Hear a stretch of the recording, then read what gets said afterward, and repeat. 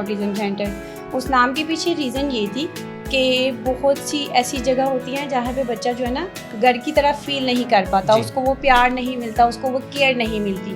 तो इसीलिए हमारे नाम रखने के पीछे वजह ही ये थी कि हम अपने बच्चे को यहाँ पे केयर दें, प्यार दें और हर किस्म की थेरेपी उसको दें ताकि हमारा बच्चा जल्द से जल्द ठीक हो के वो अपना जो है ना स्कूल की तरफ जाए और अपनी नॉर्मल ज़िंदगी की तरफ जाए।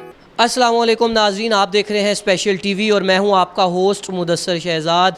नाज़रीन, आज मैं मौजूद हूं लाहौर में वाबड़ा टाउन में मौजूद love and care autism centre में। नाज़रीन, ये एक ऐसा इदारा है जहां पर जो स्पेशल बच्चे होते हैं, जो थोड़े मेंटली रिटार्टेड होते हैं, इसके अलावा इस इदारे की खूबसूरती ये है कि यहाँ पर हर किस्म की डिसेबिलिटी के बच्चे के साथ जो है वो डील किया जाता है, उसकी खिदमत की जाती है, बेसिकली उसे सर्विसेज प्रोवाइड की जाती हैं, उसे पढ़ाया जाता है और उसे इस काबिल किया जाता है कि वो मुआशरे का एक जो है वो अच्छा शहरी बन सके। तो नाज़रीन, आइए चलते हैं, इस इदारे को विज़िट करते हैं और इस इदारे की जो CEO हैं मैडम अक्सा, उनका इंटरव्यू करते हैं। जी, तो नाज़रीन, मेरे साथ एक इसी इदारे की बड़ी खूबसूरत सी और अच्छी सी बच्ची मौजूद है। जैसा कि नाज़रीन मैंने आपको बताया कि यहाँ पर ऐसे बच्चे होते हैं जो थोड़े से डिसऑर्डर के साथ होते हैं, डिसेबिलिटी के साथ होते हैं, लेकिन ये इदारा आप ख़ुद देखेंगे कितनी खूबसूरती के साथ इन बच्चों को मुआशरे में रहने के काबिल बनाता है, इनको स्कूल जाने के काबिल बनाता है और इन बच्चों की बड़े अच्छे तरीके से जो है वो पर्सनैलिटी ग्रूमिंग भी होती है। तो चलते हैं इस बच्ची की तरफ।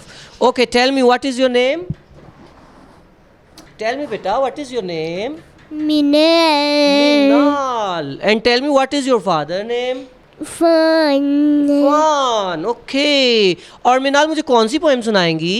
Yes. पोएम सुनाए? No, मिनाल. चले मेरा बच्चा, पोएम सुनाए? Twinkle. Yes. प्यार भरा. Yes. प्यार बड़ा है इशारा Suleiman, what is this? Peas. Good. And what is this? Cauliflower. Good. And next, what is this? Cow. Cow. And what is this? Cat. Cat says? Meow. And what is this? Dog says woof. Dog says wow wow. Good. What is this? Goat. Okay, what's your name? Oats. What's your name? Name is Boka. My name is Name is Simangal. Suleiman. Good. Well done. जी, तो नाज़रीन, जैसा कि आपको पता है कि ये बच्चे होते हैं स्पेशल पर्सन्स, इनको पढ़ाने का तरीका डिफरेंट होता है और इनकी जो वे ऑफ लर्निंग है वो बिल्कुल दूसरे बच्चों की निस्बत डिफरेंट होती है और टीचर्स को बड़ी मेहनत करके इन बच्चों को एक कारआमद शहरी बनाना पड़ता है और इनकी जो तरबियत है वो करनी पड़ती है। तो अभी मेरे साथ एक और बच्चा इसी इदारे का मौजूद है, तो चलते हैं उनकी तरफ और देखते हैं कि वो बच्चा आज हमें क्या बताता है। जी, What's your name? What's your name? Abby.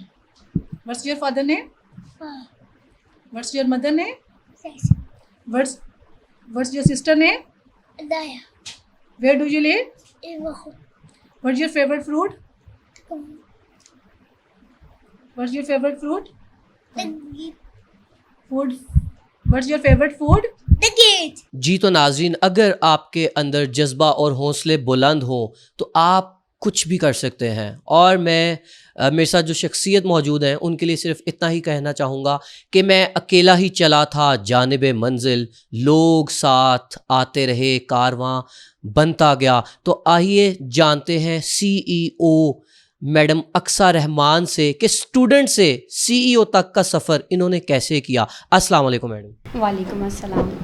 Ma'am, सबसे पहले तो thank you for your time. अच्छा, मुझे ये बताइएगा कि आप स्टूडेंट से CEO तक का जो सफ़र है इसमें आपकी क्या स्ट्रगल रही? जी, इसमें ऐसा था कि जब मैं स्टूडेंट थी हम लोगों की वीकेंड पे क्लासेस होती थी और क्लासेस लेने के अलावा जो वीकडेज़ होते थे उस पे हम लोग जॉब करते थे। और जॉब करते करते फ़र्स्ट ऑफ़ ऑल तो मेरा ये था कि मैं अडल्ट में जाऊंगी, हॉस्पिटल में जॉब करूंगी। लेकिन जब मैंने डिफरेंट इदारों में काम किया तो मुझे ऐसा लगा कि जैसे इन बच्चों के लिए और भी ज़्यादा कुछ किया जा सकता है डिफरेंट ना। तो तब उसके बाद फिर हम लोगों ने जो है ना अपना एक सेटअप स्टार्ट किया जिसका नाम भी हमने खुद ही रखा, love and care autism centre. उस नाम के पीछे रीज़न ये थी कि बहुत सी ऐसी जगह होती हैं जहाँ पे बच्चा जो है ना घर की तरह फील नहीं कर पाता, जी। उसको वो प्यार नहीं मिलता, उसको वो केयर नहीं मिलती। तो इसीलिए हमारे नाम रखने के पीछे वजह ही ये थी कि हम अपने बच्चे को यहाँ पे केयर दें, प्यार दें और हर किस्म की थेरेपी उसको दें ताकि हमारा बच्चा जल्द से जल्द ठीक हो के वो अपना जो है ना स्कूल की तरफ जाए और अपनी नॉर्मल ज़िंदगी की तरफ जाए। वाह ज़बरदस्त। अच्छा मुझे ये बताइएगा मैडम कि हमारे मुआशरे में एक बीइंग अ फीमेल बड़ा टफ़ होता है कि इतना बड़ा आप इनिशिएटिव लें, तो आपने ये लाहौर जैसे शहर में और वाबडा टाउन जैसी सोसाइटी में जहाँ पर आपके करीब और गिरदोनवा में इतने इतने बड़े इदारे ऐसे हैं जो इन्हीं बच्चों के लिए काम कर रहे हैं, तो आपने ये इतना बड़ा जब स्टेप लिया तो क्या आपके फ्रेंड्स, आपके पेरेंट्स ने आपको कभी डिस्करेज तो नहीं किया? उनके रवैये क्या थे? बेसिकली जब मैंने स्टेप लिया था मेरे पेरेंट्स नहीं थे और अच्छा। जॉब करने की बेसिकली वजह भी यही है कि कुछ फाइनेंशियल इश्यूज भी चल रहे थे जिसकी वजह से मुझे जॉब का स्टेप लेना पड़ा। और उसके बाद ये था कि जब आपके पेरेंट्स नहीं होते आपको सोसाइटी बहुत ज़्यादा क्रिटिसाइज़ करती है, आपके जो रिलेटिव्स होते हैं, आपके फैमिली फ्रेंड्स होते हैं। यहाँ पे जब मैंने सेटअप खोलने का जो था स्टेप लिया तो basically I am from Wazirabad, एक छोटे सिटी से एक बहुत बड़े सिटी में निकल के जब मैंने स्टेप लिया तो मेरी अपने जो है ना घर वालों ने भी यही कहा कि नहीं ऐसा नहीं हो सकता, तुम अकेली कहाँ से करोगी, पैसे कहाँ से लाओगी, चीज़ें कैसे मैनेज करोगी, इन बच्चों को देखोगी कैसे, लाहौर में रहोगी कैसे। लेकिन वो कहते हैं ना जिसका कोई नहीं होता उसका अल्लाह होता है। बेशक। तो फिर हमने ये स्टेप लिया, मेरी फ्रेंड जो इरम है हम दोनों पार्टनरशिप पे हैं। मैंने फिर डिस्कस किया तो उन्होंने मेरा साथ दिया, फिर हम दोनों ये स्टेप लिया। स्टार्टिंग में तो बहुत ज़्यादा डिफ़िकल्ट था क्योंकि स्टार्टिंग में जब हमने ये स्टार्ट किया तो सब ये कहते थे, क्योंकि आपने बहुत से इदारे ऐसे देखे होंगे जिनमें जो उनके सीईओ हैं वो काफ़ी एजेड हैं। जी। हम लोगों ने जब ये स्टेप लिया सब ने सोचा कि ये लड़कियां क्या कर लेंगी, चीज़ें मैनेज करना बहुत मुश्किल होता था। फिर बीइंग अ फीमेल हमें मेल्स को डील करना पड़ता था, चीज़ें देखनी पड़ती थी, हमने सारी चीज़ें खुद लेके आनी, उसको कैसे सेट करना, अपने इदारे को कैसे देखना है। स्टार्टिंग में लोगों ने बहुत ज़्यादा क्रिटिसाइज़ किया, इवन के पेरेंट्स भी आते थे, वो ये देख के चले जाते थे कि ये तो अभी यंग हैं, इनके पास एक्सपीरियंस नहीं है, ये कैसे डील करेंगे। लेकिन अल्हम्दुलिल्लाह अब सितंबर में हमें 4 इयर्स कंप्लीट हो जाएंगे और वाबडा टाउन में one of the best centres में से हमारा सेंटर अब माना जाता है। और बिल्कुल ऐसे है नाज़रीन, मैं आपको देखता रहता हूँ कि love and care autism centre, Instagram और सोशल मीडिया पे आपके बच्चे जो हैं वो बड़े, मैं उनकी काबिलियत देख रहा होता हूँ उन बच्चों की। और इसके अलावा मैम मुझे ये बताएं कि आपके इदारे में कौन सी ऐसी यूनिक चीज़ है कि आपका इदारा दूसरे जो इदारे हैं उनकी निस्बत बड़ा एक अलग सा है। मुझे ये चीज़ फ़ील हुई कि जब मैं देखता हूँ आपके इदारे को तो इसके अंदर वो जो एक इंटरनेशनल बच्चों की ग्रूमिंग वाला टच है वो यहाँ पे विद इन पाकिस्तान और लाहौर में आप प्रोवाइड कर रही हैं, तो ये आप कैसे सब कुछ करती हैं? एग्जैक्टली क्योंकि बाकी इदारों को अगर देखा जाए उनकी एक छत के नीचे 3 to 4 थेरेपीज होती हैं। जैसे कि आपने देखा है हर जो सेंटर है उनके पास म्यूज़िक थेरेपिस्ट नहीं होता, उनके पास कारी साहब नहीं होते। लोगों का ये फिनोमेना है कि कारी साहब क्यों रखा जाए, जब बच्चों को समझ नहीं है तो बच्चे कुरान पाक कैसे पढ़ेंगे, सपारा कैसे पढ़ेंगे। जबकि ऐसा है कि बीइंग अ मुस्लिम हम लोगों का ये यकीन है कि जब आप अल्लाह का नाम लेते हो, कुरान पढ़ते हो तो आपकी कुछ बीमारियां जो है ठीक हो जाती हैं, आपकी स्पीच जो है वो काफ़ी हद तक इम्प्रूव हो जाती है। जैसे कुछ लोग कहते हैं कि म्यूज़िक थेरेपी क्यों बच्चों को करवाई जाए, जैसे उनका ये होता है कि म्यूज़िक का मतलब है शायद गाना होता है, ये नहीं। जैसे कि बीइंग अ म्यूज़िक थेरेपिस्ट, हमारे जो म्यूज़िक थेरेपिस्ट हैं वो बच्चों को नाते भी सिखाते हैं, बच्चों को हमद भी सिखाते हैं। फिर उसका एक ये मेन जो हमें सपोर्ट मिलता है म्यूज़िक का कि जैसे हमारे बच्चे ऑटिस्टिक हैं, ADHD हैं, स्पीच डिले के साथ हैं, मेंटली डिसेबल हैं, तो वो जब स्कूल में जाते हैं ना वो बाकी बच्चों से बहुत ज़्यादा पीछे होते हैं। क्योंकि एक बच्चा अगर 6 ईयर का है, कॉग्निटिव लेवल उसका 3 इयर्स के बच्चे के जितना है, वो कम्पीट नहीं कर पाते। फिर म्यूज़िक थेरेपी का क्या होता है कि उनको हम उसके थ्रू उनकी किताब की नज़में, हमारे पॉइंट्स वो जो याद करवाते हैं उसका फ़ायदा होता है। फिर उसके अलावा मुझे जैसे ही पता चलता है कि बच्चों के लिए ये चीज़ अच्छी है, जैसे एक छत के नीचे हमारी 6 से 7 थेरेपीज दी जाती हैं, उसमें बच्चों को डाइट प्लान भी दिया जाता है। क्योंकि बहुत से पेरेंट्स ऐसे हैं उनको ये नहीं पता होता बच्चे को खाना कैसे खिलाना है, जैसे मीठा खाने से बच्चे हाइपर हो जाते हैं, तो वो चीज़ें उनको गाइड की जाती हैं। फिर occupational therapy, physiotherapy, ABA therapy, speech therapy. और सबसे ज़्यादा हमारे जो बच्चे स्कूल जा रहे हैं उनके पीछे रीज़न ये है कि हम अपने बच्चे को सिर्फ 10 से 15 मिनट की स्पीच थेरेपी नहीं करवाते। अगर एक बच्चे का टाइम रिक्वायर्ड है, उसका आज का जो गोल है, अगर वो 1 आवर भी लेता है हम उसको 1 आवर की स्पीच भी करवाते हैं।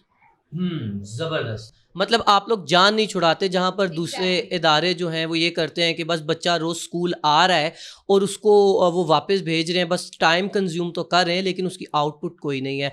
अच्छा मैम, अब मैं इस तरफ आता हूँ कि आपके पास माशाल्लाह स्टाफ भी है और आप उनकी सैलरीज़ को भी मैनेज करती हैं। अच्छा, इसके अलावा मुझे ये बताएं कि बहुत सारे ऐसे लोग हैं, बहुत सारे ऐसे साहिब इस्तात लोग हैं जो चाहते हैं कि आप इस इदारे को मज़ीद सक्सेसफुल करें, जिसके लिए ज़ाहिरी बात है कि हमें कुछ फाइनेंसिस की भी ज़रूरत आपको होगी।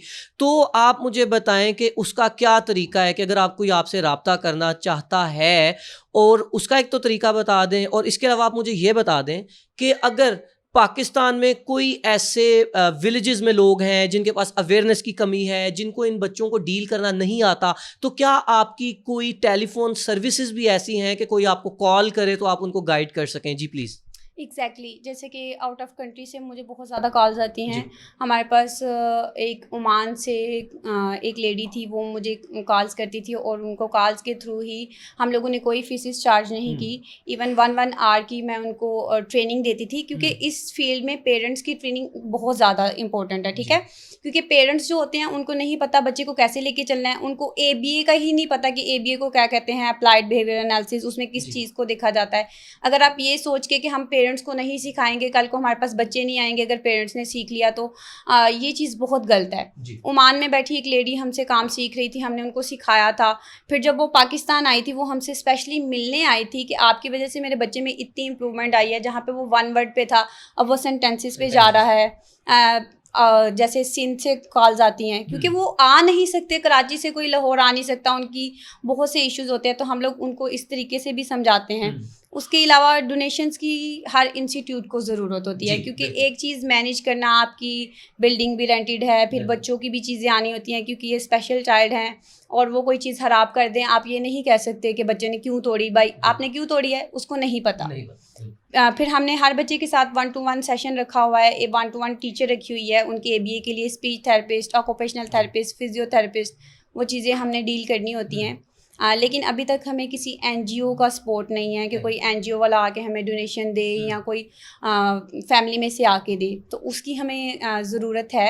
उसके लिए ये है कि हम लोगों का बैंक अकाउंट है, उसकी डिटेल्स आपके साथ शेयर कर दी जाएंगी, तो अगर कोई देना चाहता हो तो वो ज़रूर इन बच्चों की हेल्प करे। जी बिल्कुल ऐसी है। और नाज़रीन, मैं ऑन द बिहाफ ऑफ जो CEO हैं अक्सर मैम रहमान, मैं आपको ये कहना चाहूँगा कि ये love and care autism centre जो वाबडा town E2 198 number house number है इसका, जहाँ पर है, आप जब चाहें आप इन्हें कॉल करें, आप इनका सेंटर आएँ, यहाँ पर आके विज़िट करें।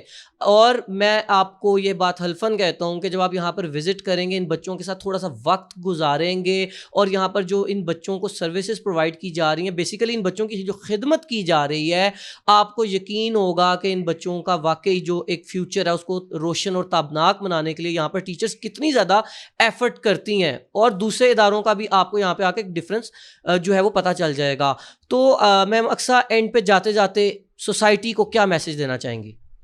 सोसाइटी को हम लोग यही मैसेज देना चाहेंगे कि आजकल जो बच्चे ऑटिज़म का, ख़ास तौर पे जो ऑटिस्टिक बच्चे हैं, वो जीन्स की वजह से, या आपका एक फिनोमेना है कि कज़न मैरिज, नो डाउट कि कज़न मैरिज की वजह से बच्चे स्पेशल होते हैं, लेकिन आजकल जो पेरेंट्स हैं अपने बच्चों की स्क्रीन टाइमिंग वो कम करें, क्योंकि स्क्रीन टाइमिंग बहुत ज़्यादा है। आपने बच्चे को iPad दे दिया हुआ है, उसको LED दी हुई है, उसको मोबाइल दिया हुआ है कि बच्चा मैं काम कर लूँ, बच्चा इसमें बिज़ी है। उसकी वजह से क्या होता है, आपका बच्चा जो है वो, आपने कुछ बच्चे ऐसे देखे होंगे कि जो पोएम्स बोलते रहते हैं जी, उनको कुछ पूछे उनको समझ नहीं आती। उसके पीछे रीज़न ये होती है कि बच्चे को जब आपने 3 माह की उम्र से लेके 2-3 साल की उम्र तक बच्चे को मोबाइल दे दिया है, आप बच्चे के साथ टच में नहीं हैं, बच्चा सिर्फ मोबाइल देखता है, मोबाइल को देख के बच्चे की स्पीच जो है वो चली जाती है जी।